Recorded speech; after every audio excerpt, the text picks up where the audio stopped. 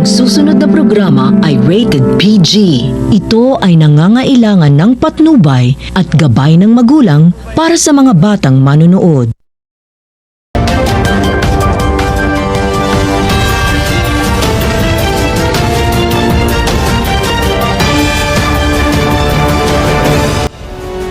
So poor?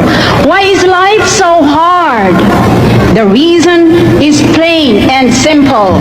And that reason is because politics in this country is so corrupt.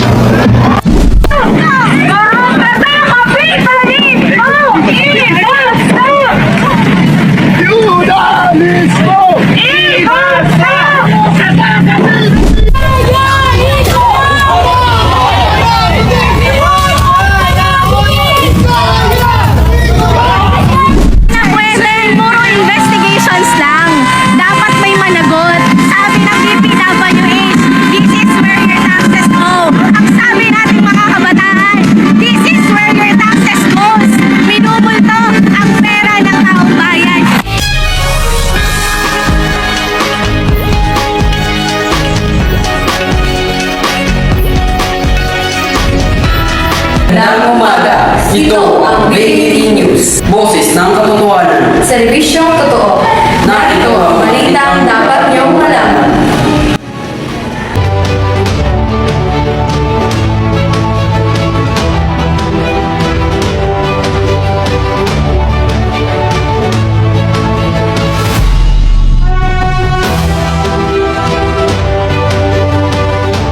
Magandang gabi, Pilipinas. Ako si Ilago at ito ang balita ngayon.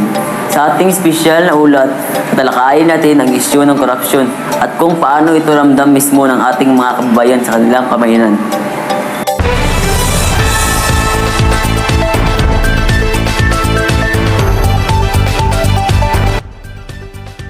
Magandang araw mga kababayan. Kasama natin ngayon ang ilang residente mula sa iba't ibang komunidad upang ilahad ang kanilang karanasan at pananaw tungkol sa korupsyon. Alamin natin ang kanilang tinig.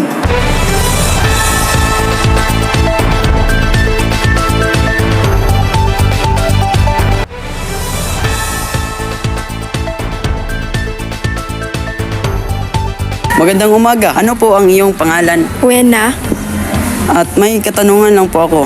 Sa palagay ninyo, ano po ang epekto ng korupsyon sa kabataan at kanilang kinabukasan? ko an epektohan corruption ha among barangay kay waray ayuda nga niabot nga rin natatapos ang mga proyekto para ha katawhan. Ito po ang sinabi ng mga residente. Hindi natatapos ang proyekto, hindi na darating ang ayuda at higit sa lahat naapektuhan din ang mismong mamamayan.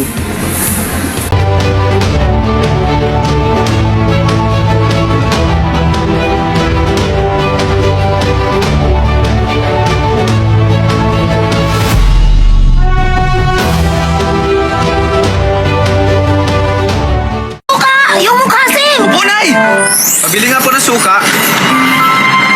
Yung ganito. Ah, dato puti. Akin na yan, dato puti.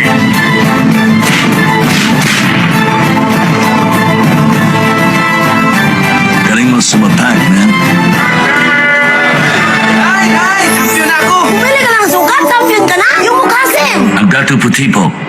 May asin pa si Mami. Dato puti.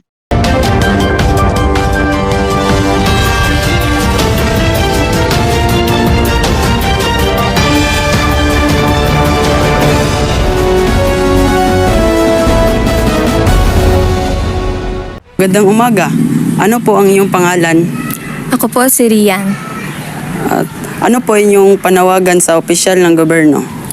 El panawagan di mio con estudes mga opisyal tapidio transparensya y anisidad para na buena futuro del comunidad. Isang malinaw na mensahe, transparency or honesty, hinihiling ng mga mamamayan na itigil ng katiwalian at magtrabaho ng patas para sa ikabubuti ng lahat.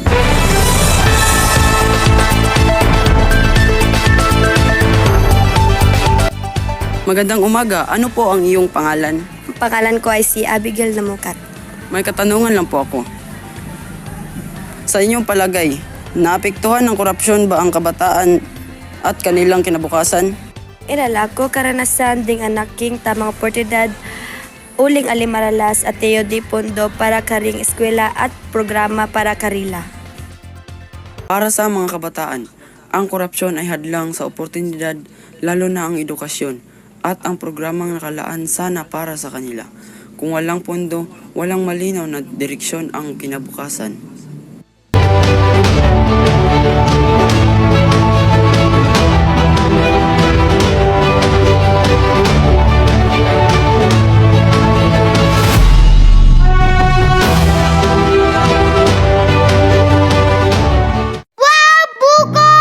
Bagong biyak na buko, ang sarap nito, Nes Fruta Buko, why not? Coconut. Buko masarap, made with real fruit juice, Nes Fruta Buko, why not? Coconut, buko masustansya, rich in vitamin C, Nes Fruta Buko, why not? Coconut, no artificial color, real na real, kita real, lasang real na buko, Nes Fruta Buko, real na real ito. Also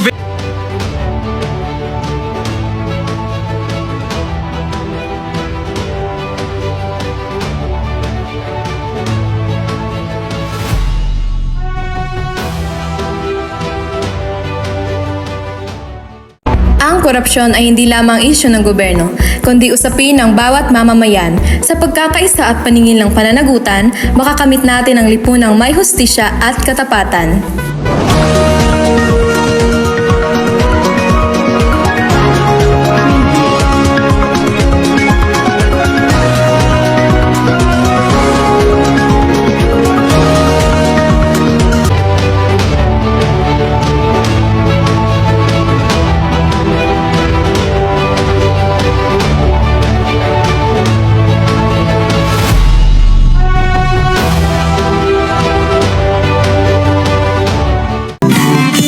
Pagbibili ng gamot, dapat subok, dapat trusted, dapat may kalidad.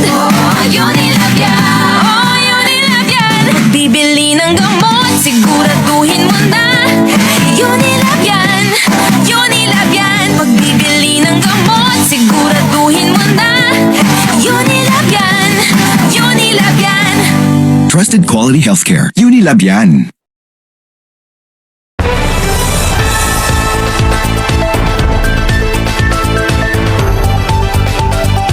Mula rito sa balita ngayon, ako si Dinila, ang ating kababayan nag-uulat para sa bayan.